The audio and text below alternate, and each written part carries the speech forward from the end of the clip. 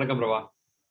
Vanakkam, Vijay. I was looking at one of the Kural and I got reminded of you, particularly your profession, where you come from, the army part of it.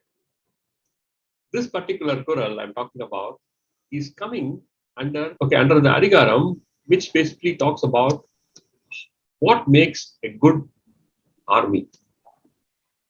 So here is where I thought Kural number 766 is a classic example of it.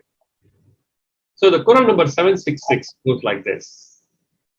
Mara manam, manda vali selavu, tetram, ena nange, yemam, padaike. So the Kural simply says bravery, pride, celebration of the glory of the tradition that they come from, and earning the trust of the commanders.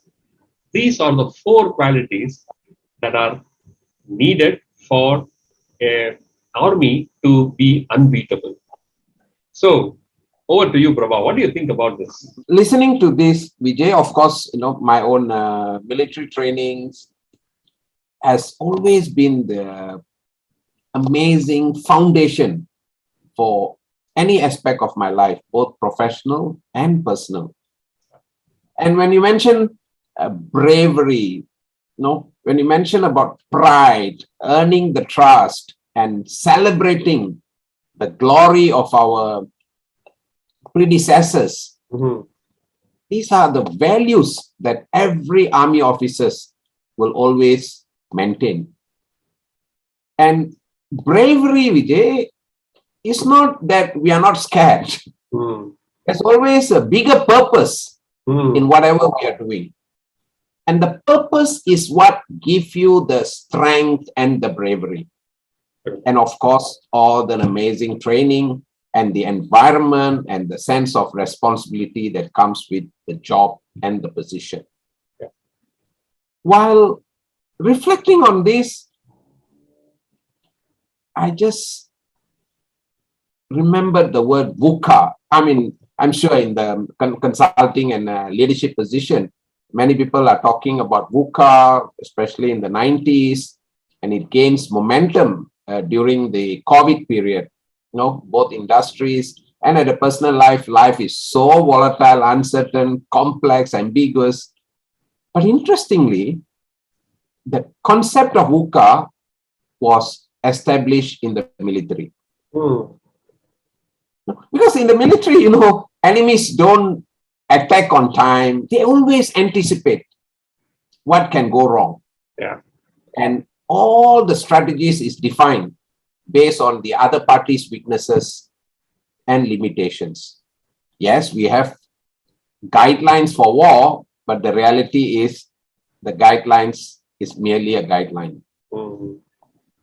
So listening to Valluvar, I was so impressed that these four qualities was relevant 2,500 years ago, was relevant 1,000 years ago, is relevant today, and will remain relevant forever, I believe. And I love the emphasis on gaining the trust.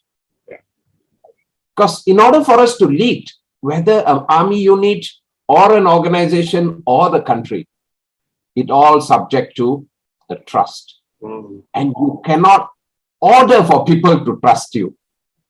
You cannot use your power, authority, or rank to get real trust. It comes with behavior. It comes with your action. It comes with the values.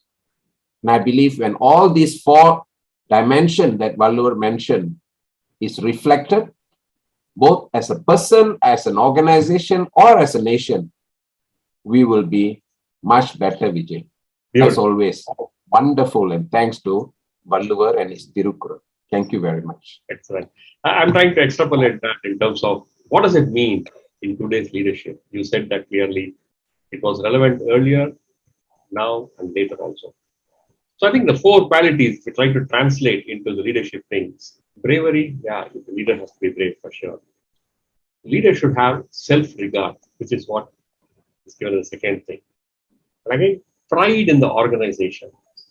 that also, you know, applies very, very closely for the leadership as it is for the army. And I think the trust, which you said that trust is earned, it is not conferred. So gaining the trust in such a way that a leader is accepted in the inner circle of the leadership.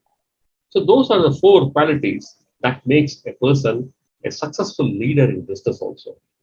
So thank you very much, Prabha. It's been a wonderful speaking to you, and talk to you next time.